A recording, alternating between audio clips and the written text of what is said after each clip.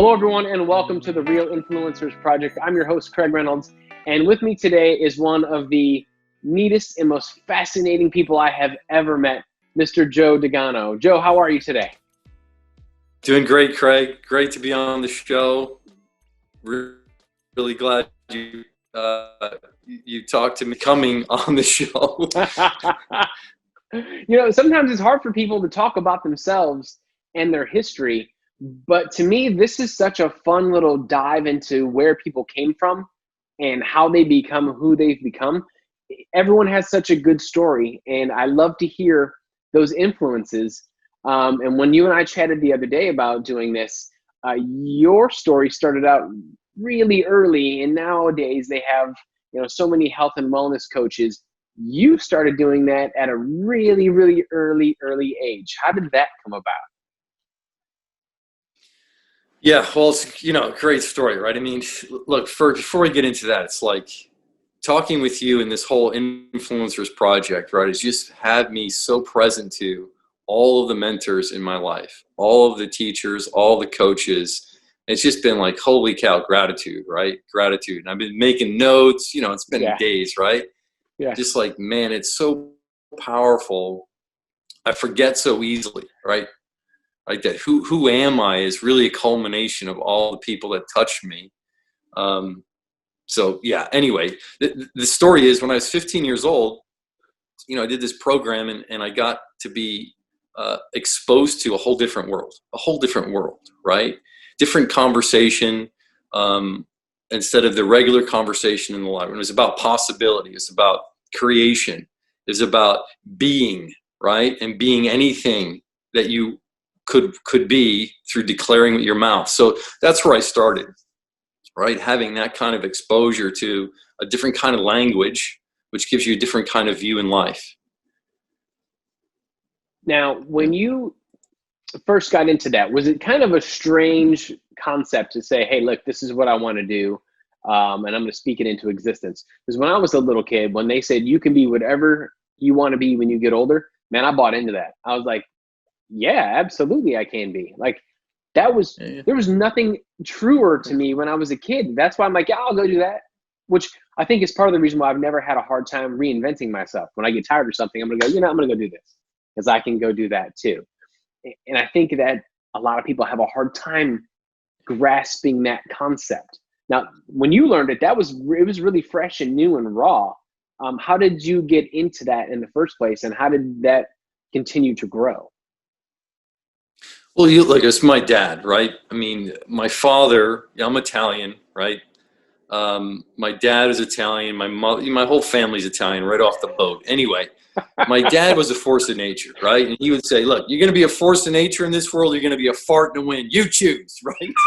And he lived that way. I mean, he lived that way. And Anthony was, and that's what we called him Anthony, because he would say, look, you guys are getting old. Don't be calling me dad because it's going to make me sound old. Just call me Anthony. So that's what we ended up calling him, like when I was 15 years old and on, right?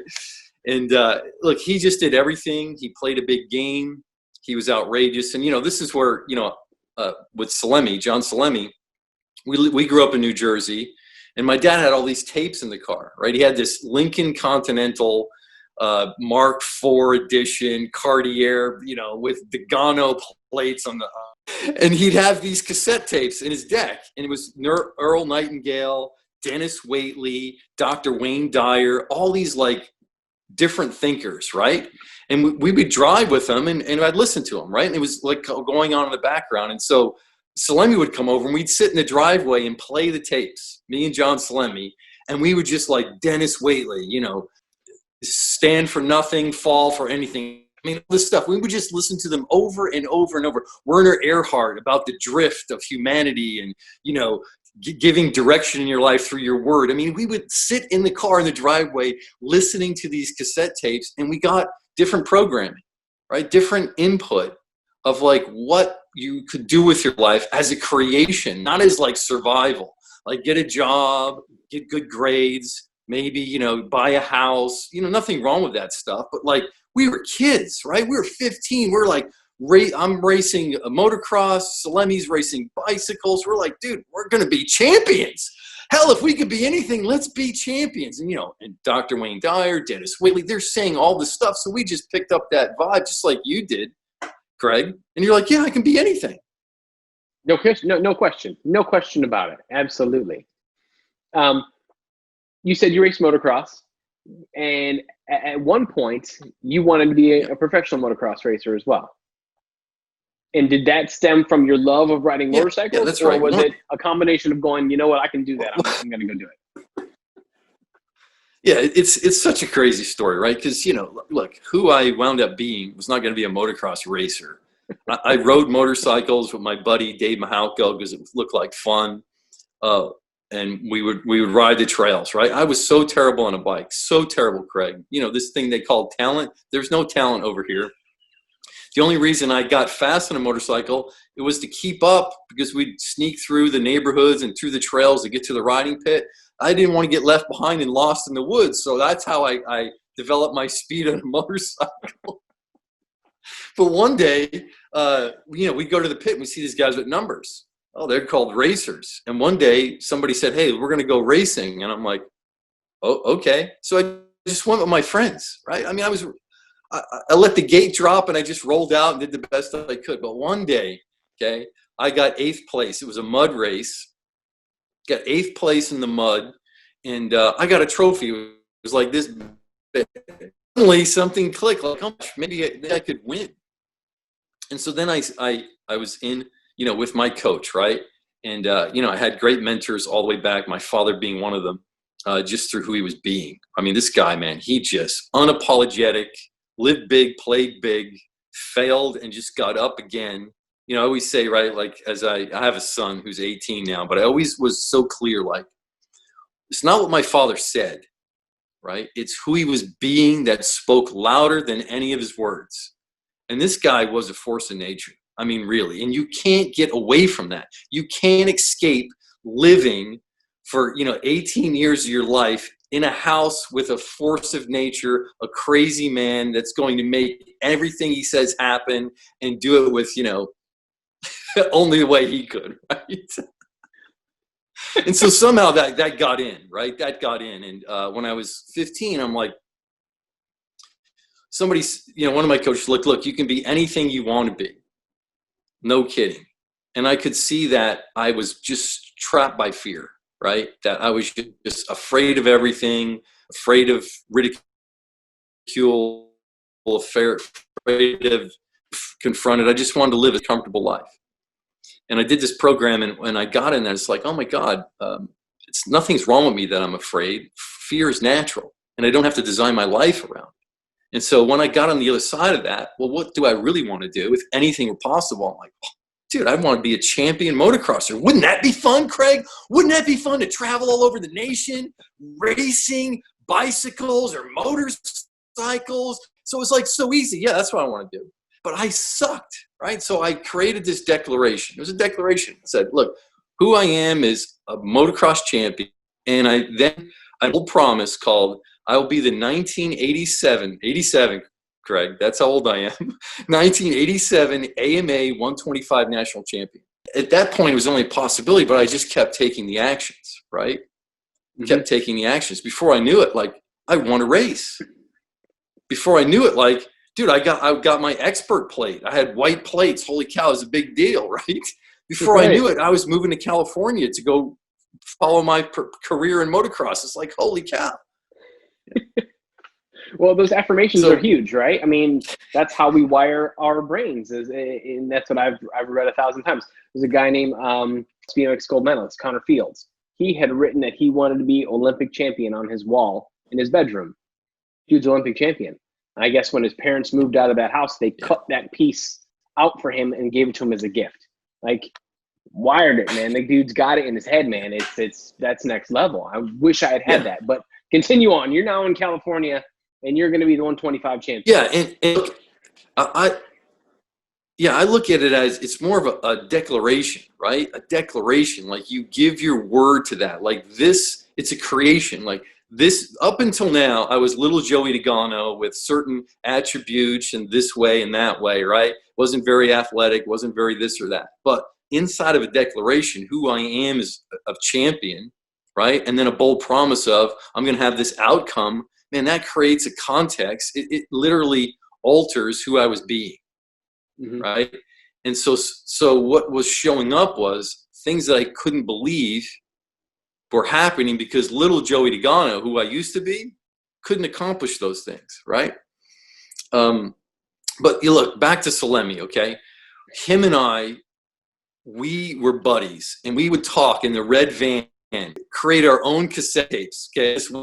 And Dr. Wayne died. We had our own cassette tapes, and we would go off on these tapes saying who we are, we're going to. Salemi was New Jersey #1 BMX, right? New Jersey #1 plate, right? It was like, holy cow, dude, right? Like, we're doing this. But there was hours of driving and talking and listening to our tapes, creating our own tapes of what we're up to, the training we're going to do, what we're going to do in the world, the traveling we're going to do. We're going to be, no limit people, right? I mean, we just created that thread. And when one was down or you got your butt kicked at the Nationals, it's like you just got back and he's like, that's okay, man. That's part of the game.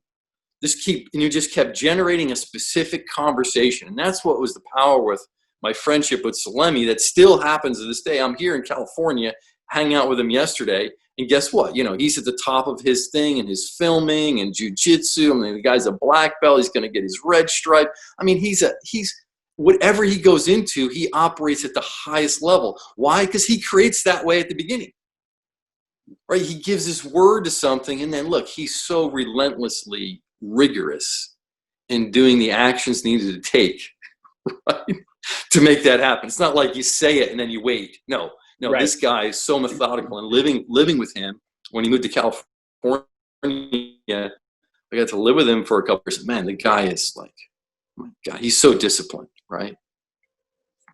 But look, that's one influencer, right? Salemi, that when we were kids, we just created what would be possible. But the next biggest influencer was Joel McDonald, okay? So here I'm an amateur racer doing pretty good in New Jersey. And this guy, Joel McDonald, he was an expert, man. He was the coolest guy, right? I mean, he had the big, long mullet, right? Number 621. I mean, he was the whole shot king. Anyway, somehow, some way, I ended up pitting next to him. He invites me to go practice with him, right? And, man, I learned so much from this guy. So I'll never forget, I would drive an hour to go down to South Jersey to train with this guy, 3 times a week. I didn't give a shit, right? I mean, I'm just go, can we cuss on this? Sure, man. No, wide open. John cussed a lot. Don't worry about it. He did, huh? These Jersey guys, man. We need to clean up our mouth. No way. This is perfect. So this is what it's about. This is you. We would drive down. I drive down to South Jersey and train with him, and we're out there in this sand track. There's a tight 180 corner, sand corner, and then a double, right? And I'm not doing it, right, on this track. So, he's like, Joe, you can do this. It's easy. Just follow me through. Third gear, you're over. And I just kept wimping out, rolling it, coming up short, right? Finally, he parks his bike against a tree. This is going on and on and on. He gets on his bike here. Stand here. Watch me do it. Watch me do this. See, this is easy, Joe. It's easy, Joe. It starts raining, Craig. It starts raining, right? And I'm doing it. And then he's like, look, you're going to get this. Then it starts pouring. In the pouring rain, dude, it's like a bucket is being poured on you. I'm like, dude, look, it's pouring. Let's go home. He's like, no, we're not going anywhere, Joe. We're not leaving until you get this. And literally, I mean, I'll never forget this moment, right? He got off his bike and he stood on that face of that double jump. And he's like, we're not going. And I really got after lap after lap after trying that this guy is not giving up. He took a stand for me, right? And he was not going to give up once I got over it, like all doubles are. Yeah. Once you get over them. But I never got over that time, right? That Joel McDonald took a stand for me, believed in me. And I'm telling you, I could say so much about Joel McDonald. He was so much fun, right? This guy was just outrageous, fun. Everything we did was fun. I mean, I shouldn't be saying this on this cast, but look, we would be out, getting ready, get in our gear, right? He'd go in the woods to take a crap, right? I'm not kidding. He'd take a crap. He's going to kill me for saying this. But he would take a crap, come back with it on a stick, Craig, and chase us around our vans and stuff. It's like, what are you doing, dude? Like, he's older than us, right? We're like, 16, 17. He's like 20-something. He's chasing us with the crap with a stick, right? We're like, dude, right? We're running around, right? Dude, next week we go out there, we're training. What does he do? The same thing again. I mean, the guy was so much fun, dude. You'd be driving down the highway, and he'd pass you in his full-on moon, ass hanging out the window. Like, how are you even driving the van, right? I mean, he'd be in the passenger side mooning you, still driving the van. It's like, the guy was so funny, right? But, man, the one thing I got, like, he really stood for me, and I'll never forget that day in the woods, that he stood for me, and, like, he mentored me. He taught me so much about motocross and racing, but mostly how to have fun, how to believe in your own self, because he believed in me so much, no matter what. It was like unconditional. And as I go forward in life and look back, I'm like, that was it, Greg. That's the guy who I became, was Joe McDonald, right? The guy that stood for me unconditionally and wouldn't leave, not even in the pouring rain, right? And so, like, when I look back doing the MX coach, and been doing this for almost 20 years now, like, that's the heart. That's the heart and soul, is Joe McDonald, right? That's who I became in that moment.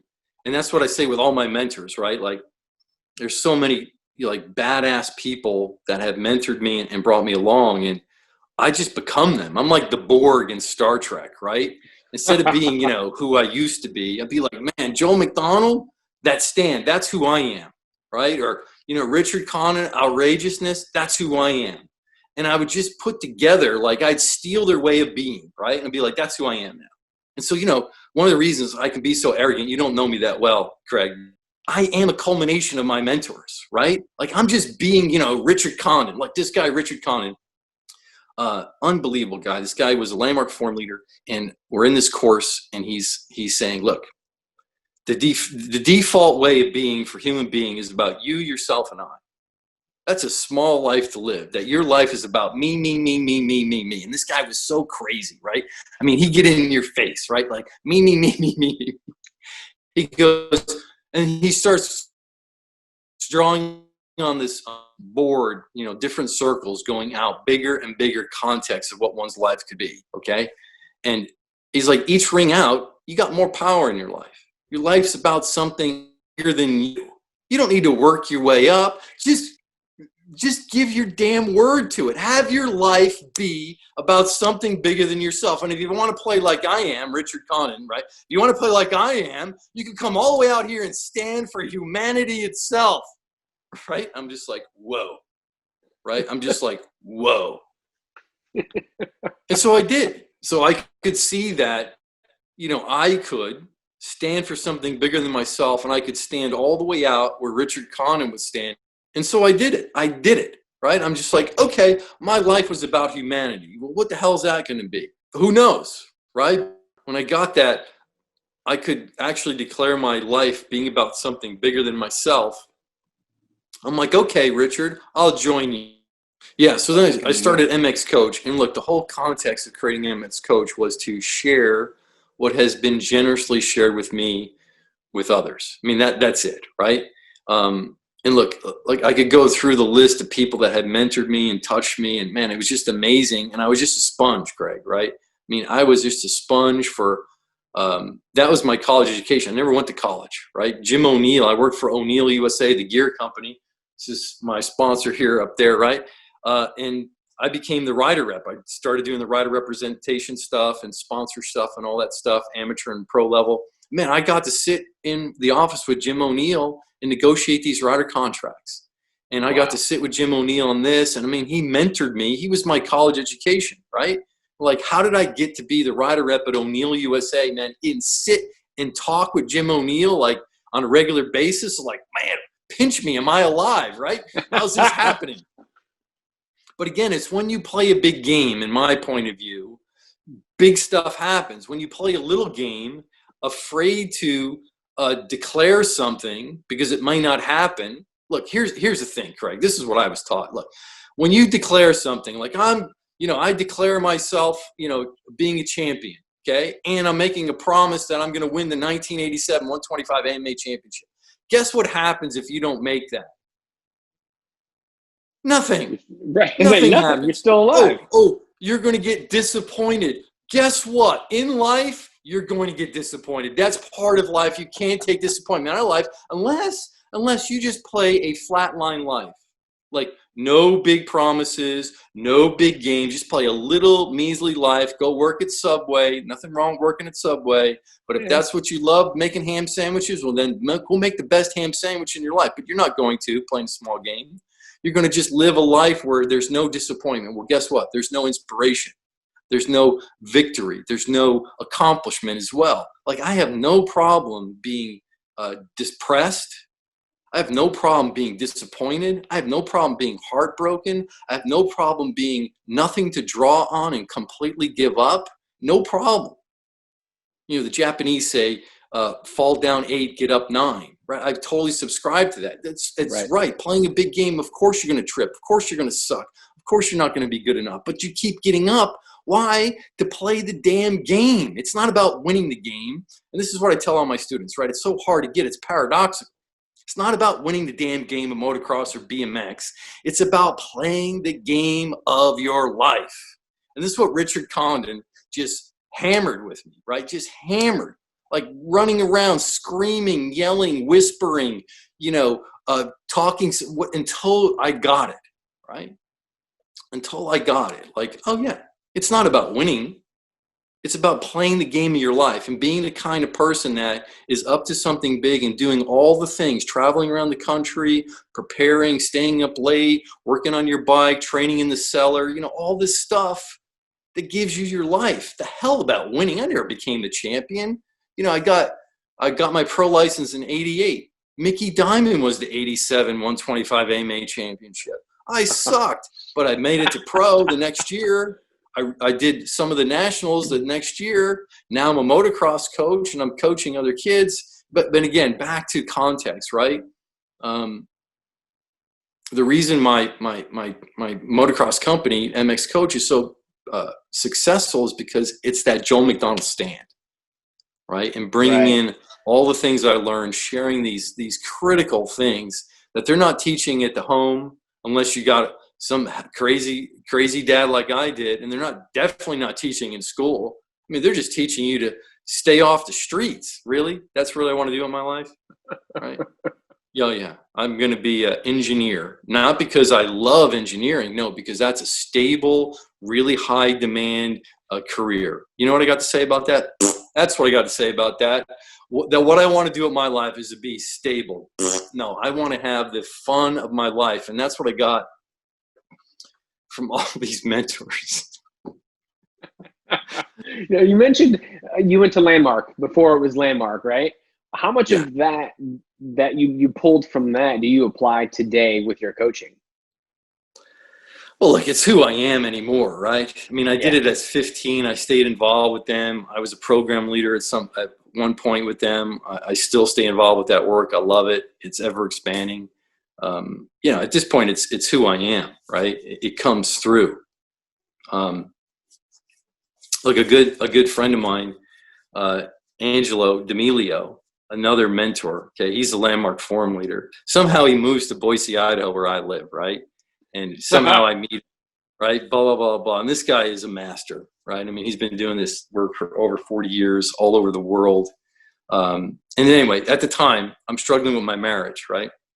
Been married for 7 years or something, and we're walking, we're hiking on these trails in Boise, Idaho. And, I'm telling him about all my problems with my wife and my marriage, and he's like, Joe, what's the context of your marriage? What's the purpose? Why'd you get married? Right? I'm like, well, look, companionship, sex, have somebody pretty. All that stuff, do stuff together, have some fun. He's like, yeah, okay, I got that. And so I go, well, what's the context of your marriage, right? Well, no, he didn't say that. I was too dumb to ask that question. He said to me, you want to know what the context of my marriage is? I go, I don't know, Angelo, tell me, right? He's like, the purpose and the context of my marriage is that my wife, Diana, have a wonderful life. And man, Craig, I'm not kidding you, man. My heart just dropped out of my asshole when I heard that, right? Like, I could not imagine that would be the context of my life, my marriage, that my wife have a wonderful life, right? I mean, it just stopped me in my tracks, right? And he's like, can you see that it's been all about you? No wonder it's not working, right? And I'm just like, oh my gosh, right? Really, really got that. And I'll never forget that, right? And you know, long story short, we ended up getting divorced, right? Couldn't turn it around. But man, today, right, as I'm in relationships today, that's the context, right? Is to make a contribution over there with this person. Why? Because man, that's the joy that I have discovered for myself. Not like it's a damn strategy, but man, that is the joy, right? To stand for another person. That's why I'm a coach, to make a difference with somebody you're in a relationship with instead of me. And it's beautiful. It's fun, right? So that's another great mentor is Angelo. And man, he's mentored me in so many things. This guy is. I go to breakfast with him before COVID. We used to go to breakfast together and do the conversations we would have. It's just like, oh my gosh, man. Just mind, just stop you in your tracks and have you see things differently. Let's go back to when you first started doing this. And I've always felt like the pioneers of sports, when they're setting these bars, and elevating their own game, but they don't really have anyone to go off of. You were an early adopter of all of this. How did you know, like, what you were doing was the right thing and that it felt like you were making a difference in other people's lives? If I look at like Stu Thompson in BMX, right? Who was Stu's guide? Like, who was the guy that he chased down, or did he already have that in himself? And he's like, I'm just doing it because I know it's the right thing to do. Was that something that you felt as well? Yeah, it's funny as I look back, right? Like how MX Coach came together, and you couldn't have planned it, right? You couldn't have planned it, but it suddenly comes together. And I think, I've looked at this a lot. It's like there's just something intrinsic in me that wanted to be expressed, right? And the best I can look at it is that, this thing wanted to do something great, right? Something that was like, whoa, right? It didn't want to do an ordinary life, right? It wanted to do something so out there. So motocross fit the bill, right? And there's other thing that it really wanted to, teach, share, right? And so, I was always a great student, and you got to be a great student to be a great teacher. Right? I'm telling you, it's two sides of the coin, right? And it was just natural being such a great student and being just showered upon so much wisdom and guidance that it was just natural to share that, right? And so in becoming a coach was just so natural. I found myself doing it until I finally said, let's just do this for real, right? And I put all the pieces together, right? I brought MX Coach is head first in motocross. That's the main paradigm we stand in, is the mental side of motocross. And it starts with, what do you want to do with your racing? And here, I could do motocross schools. What do these kids say? I want to get better. I go, I don't want to get better. Until you come up with, what do you really want to do with motocross? If anything were possible, tell me what that would be. And here's what they always say. Well, I'd like to win. Oh, you like to win Chicken Licks Raceway in Detroit? Is that what you want? Well, I'd like to win maybe I'd like to go to Loretta Lynn's. Okay, great. You want to go to Loretta Lynn's Amateur National? Well, what if, what are you going to get? Last place at Loretta Lynn's? No. And I work with them until like, well, I'd like to be pro. Oh, you'd like to be pro. There's a big difference between I'd like to be pro and I'm committed to being pro. So say you became pro. Yeah, that'd be great. Oh, you're going to be one of those guys in the back of the pack like me? Or you're going to be a guy, well, top 10. Yeah, that's what I want to be in my life. And they're so full of shit, Craig, because we're just have indoctrinated our children with all this institutional education is to not fail, play it safe, play it smart, be strategic, and get to a place where life will be secure. Well, I got news for you. Life isn't secure. It's risky. You can't take the risk out of life. If you do, you took the life out of life, and just look around. We're surrounded by people that have the life taking out of life, but man, they got a nice 401k and a nice comfortable blah blah. What the hell with that crap? You got to interrupt that crap and be like, no, what you want is to win a championship, don't you? If you turn pro, wouldn't you want to be the champ? Yeah, but I can't do that. I'm not good enough. Eli Tomac is talented. I'm not. Cooper Webb is really cool. I'm not. You know, I break that stuff up to be like, they're just like you. They're ordinary punk kids like you that saw a vision and they said, I'm going to do that. However they said it. Right? So that's my coaching, right? That's where it starts. It's like, we got to get what the game is. And your game of getting better is bullshit. And I don't play that game getting better. I play the game of complete breakthrough. Let's play the game of your life. When? Now. Why not? And so that transforms how we interact at a school. Now they're like, they're interacting with the teaching inside of, man, I'm going to be a champion. And that you can't mess with that. That's where the breakthrough results come through. So my point is, I brought that into it. I was trained and mentored by Gary Bailey. He was my coach. I went to a couple of his schools that really, was a big influence on me. And then later I went to him and said, Gary, I'm putting this MX coach together. I need your techniques. I need your laws of physics. I need all that. Coach me. So for 6 years, I worked under Gary Bailey, the king of motocross schools. I mean, his son was a champion, David Bailey. He coached, Right. about every champion through every era. And I took I integrated that into the program. And then I went to Salemi, John Salemi again, who's became an athletic trainer, and he was training not only jiu-jitsu professionals and cycling professionals, but he also was coaching, training motocrossers, Sebastian Tortelli and other guys like that. And he trained me in that stuff for years. The periodization of motocross. He had a specific motocross periodization program, the whole nutrition. I mean, Salemi is just a master at this stuff. I'd bring my students. We'd do camps with him when he lived in Oregon. Oh my gosh, man.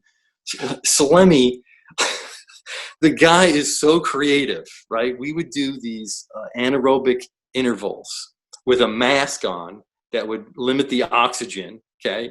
And then you're doing reps. Yeah. And then he's throwing ping pong balls at you that you have to catch with your left hand and throw back to him in your right hand.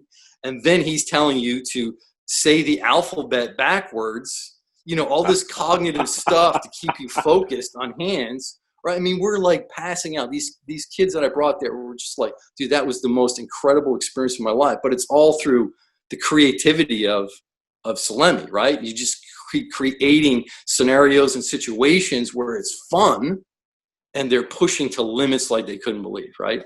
So I put all of it together, Craig. All of it together. MX coach is not just technique training. It's not just mental stuff. It's athletic training. It's sports nutrition. It's standing on the mental is everything. And it's, laws of physics of motorcycling and how to control a bike. I don't know anyone that's got a package like this. I'm not bragging or anything, but again, I put together this whole thing of my lifetime, my life work since I was, 15 years old of motocross. And that's what I deliver. And looking back, it's a miracle, right? How did I do this? And they look, anyway, I go on and on, but. Well, it sounds like what you're doing, you could apply that to a variety of different sports. Have you ever thought about branching out into other areas? Oh, yeah. Yeah. I mean, look, I stay in the motocross because that's my world and I love it. But like I coach a guy that's an archer, a high level archer, bow and arrow, right? And, it's the same stuff when you get to the mental stuff, right? It's like, okay, look, I know I can do this. What's it take to get to the next level? Well, here's what it takes to get to the next level. You're trying to get there. That's the problem. You can't get there from here, right? There's certain rungs on the ladder that you can go up on, but at the next rung, you can't get there from here. As Father Anthony DeMello says, you have to dismount the donkey or the ass that got you to the gates of heaven to pass through the gates of heaven. So it's not that same kind of linear way that you learn. You get to a certain level. Now you've got to enter a different realm, right? You got to enter the master's realm where everything looks different, occurs different, including myself. I don't see myself as the same. And this is where guys that are really skillful, get stuck because they're just trying to do it more. They're trying to do it better. They're trying to do it different. And I'm like, no, you can't get there from here. Interesting. Yeah, It's fascinating because I've always felt what got you to where you are today won't get you to where you want to go tomorrow. So it sounds very similar to that. You need to reassess what you're doing. When I turned pro and went from single A to double A pro, I remember walking up the back of the starting hill at the EBA Grands going, this is a different world. Like the vibe was different. All my friends that I grew up racing with, everyone was so focused, nobody was talking. But during the year, we're all chatterboxing and hanging out, doing our gates in practice. Nobody, silence. And I was like, this is a different program. I had to go home and reset and figure out how I was going to get there. So what you're saying, man, I lived it. I remember that day that it triggered my mind. I'm like, whoa, different program now. Yeah. How do you know when your students are at that point and you're like, okay, we got to make this adjustment? Yeah, well, it's easy to tell, right? It's easy to tell, but going back to what you said, I would challenge that you didn't figure it out, Craig. Maybe you didn't figure it out, but you arrived in a different world. You saw things differently. Okay? Yeah. See, the problem is an athlete that's good, really good, tries to figure it out. But the way your brain works is it only can pull upon the past. That's how your brain is. Your brain doesn't create anything. It only pulls from the past. That's, this is I'm not making this crap up. This is neuroscience research. Your brain is a memory machine so that it learns things and dishes up behaviors that this situation reminds me of that, and it dishes up behaviors for it, all past-based, okay? Sure. So I've got to get beyond that to get into a new world. Right, so I got to give up. It's like you climb the ladder. You got to throw the ladder away behind you, and now discover this realm. What's going on here? Why does how can Cooper Webb make some of those last lap passes on the last corner? And he's done a ton of them. They're on YouTube. How do you do that? I mean, just what he did with the bike, and it's like impossible. It defies laws of physics, right? How do you do that? You can't do that. He can't tell you how, but it happens. Right. He can't tell you how, but it happens. He sees the track differently. He sees himself differently. He sees the bike differently, right? And so, it's like, are you a fan of Bruce Lee? You ever watched Return of the Dragon?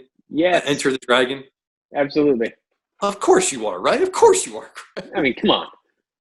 Right? And that famous line, he's like, do not look at the finger when the wise man points to the moon, or you'll miss the effervescing glory of the moon. Right? I'm giving a bad Bruce Lee accent, but it's like you can only point to them. But we're indoctrinated into this damn knowledge. See, we think knowledge is king. If I know how to do it, I'll do it. Bull crap. That's not how you do things. Look, I'll tell you, here's what you need to do, Craig. You want to get into better fitness, you need to eat better and eat these calories. Oh, yeah, okay. Yeah, I know how to do that. Do you do it? No, it takes something else for you to actually act on that. Oh, I went to saw, a financial advisor, and you know what he told me? He said, hey, Joe, spend less money than you make. I'm like, oh my gosh, that is the greatest advice I got. Did I change my action? No, I didn't change my action. It takes something else to change my action. See, we think if I know, I'll do. Bull crap. I'm a professional coach. I've proven that 1,000 times over. That doesn't work. But what is it going to take for me to act on what may work? Right? And that is, you can only point the finger to it. I can't tell you. I can only point, and then you discover it. But see, everyone's in the knowledge thing. Tell me how to do it. Tell me the answer. Tell me the secret algorithm. I'll talk to Greg Hill and figure out how he was such a hole shot king. He can tell you, but he's only telling you. You can do everything he told you to do, but it ain't gonna make you a hole shot king like Greg Hill. Yeah, there's a big difference between actually executing it and hearing it in theory, right? Yeah. But look, when you I don't know, were you a hole shot king? No. Yeah. Okay. Well, look, You when know, you're I a whole take it shot back. king, At a part of my career, I was really good at getting starts. But then at some point, my starts weren't that good. I mean, yeah, ebbed and flowed, right? I mean, I yeah. can't explain it. Yeah, well, what we say is, look, you're just something happened, and you got in your head, and you're trying to figure it out instead of being it, right? Instead of being the whole shot Dude, king. There's a most whole different definitely, world than I was in my head most definitely. The yeah. best races, I can't remember them because I wasn't in my head. Bingo, bingo. See what you said right there, Craig, is a pointing to. Okay, great. So how do I get out of my head? You can't. I can't tell you how to get out of your head. Right, right. I I couldn't can't figure it tell out. you. You got to discover it. But I can tell you, you need to start noticing when you're in your head. Great call out. Okay, Yeah.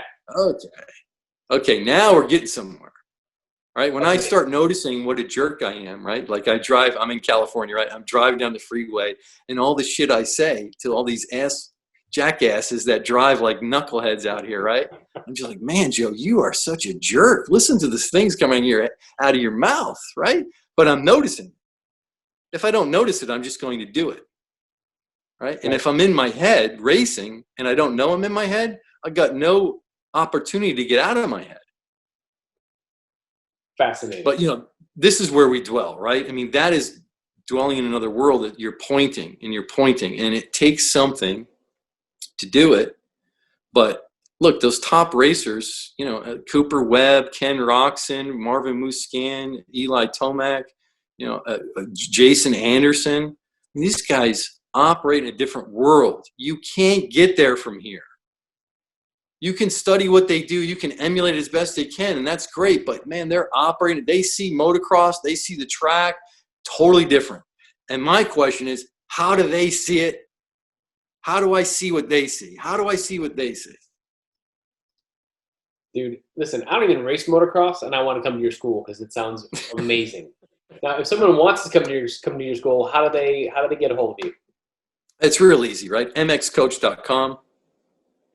I got some schedules up there, but you contact me, and we'll do a school anywhere. I've done them all over the world. Even I mean, did one in Holland in 2018. Want to do more of that international stuff. We're going to go to Caraco as soon as the COVID lifts up, which is right. Anyway, but yeah, I mean, contact me, MX Coach. We've got lots of programs. You can do them online, mental stuff online with Zoom like this. And obviously the best is getting in front of me on the bike so I can see what you're doing and give you what's missing. I mean, look, we study the pros. It's real easy, right? If you can look like Cooper Webb going through this corner, then I know you're using the fundamentals that he does. It's just like, swimming, right? They're studying Michael Phelps. Why? Because he's the most Olympian gold medal there ever was. Yeah. They got video of the guy. Everything that the guy's doing in the water, they're teaching at high school level. Motocross, they don't do that stuff. They think it's my style. Oh, here, you know what I got to say about your style? That's what I got to say about your style. Let's deal with physics. Oh my gosh, physics? Really, Craig? Yeah, let's deal with physics because your head is so far behind the bar, unlike Marvin Musquin. Do you think you could corner like Marvin Musquin? No, because the laws of physics won't allow you, but you think you're going to overcome it with your will to win. It's so ridiculous, but, I could go on and on about that. Well, I wish we had more time. We could just do another one of these, or we should do you, myself, and John at the same time. That would be entertaining. Oh my gosh, yeah. We're going to do that one of these days. Joe, man, I really appreciate your time. You have been fantastic, minus our little glitches early on, but we'll work around those. But man, thank you for taking the time to chat with me today. I've learned a ton. I remember I went to Landmark back in the day when I used to work for another company, and it was relentless, just like you're saying. Absolutely, they would not let you just say, well, I want to do this. No. What are you going to do? Like, exactly. Legit, really put your mind into it. And it sounds like that's exactly what you're teaching to your students, and guarantee you they're successful. Yeah. Yeah. So Craig, thank you so much. Right. It's great to share this and get present to all my mentors. I've been calling them and thanking them. See, that's what what I want to do to this, because we've all gotten to where we are today with some help. There's no way we've done this by ourselves.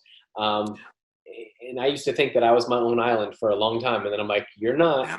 Think about all those people that helped you out. So, Yeah, and look, in context, it's context, Craig. Like, look, again, back to why I'm so bold and arrogant at times, because I'm standing on the shoulders of my mentors. And damn it, I got something to share, right? Right. Yeah, that's all. So It gets me in trouble share. sometimes. Don't get me wrong, but But no, thanks for the opportunity. All that knowledge is useless unless we share it, right? Yeah, exactly. And share. Exactly. But look, also, let's stay in touch, okay? Let's have a coaching call, you and me, on what you're out to accomplish and see what I can contribute to you. Man, I appreciate that. Thank you very much. I will make sure that we stay in touch. Okay, Craig. Awesome, All right, buddy. you have a wonderful day, man. And if you guys like what you're seeing, please make sure that you subscribe to the channel, or you can find us on Apple Podcasts as well, and you can subscribe there and listen in your car. Thanks for tuning in. Have a wonderful day, and we'll see you guys soon. See you guys. Thanks, Craig.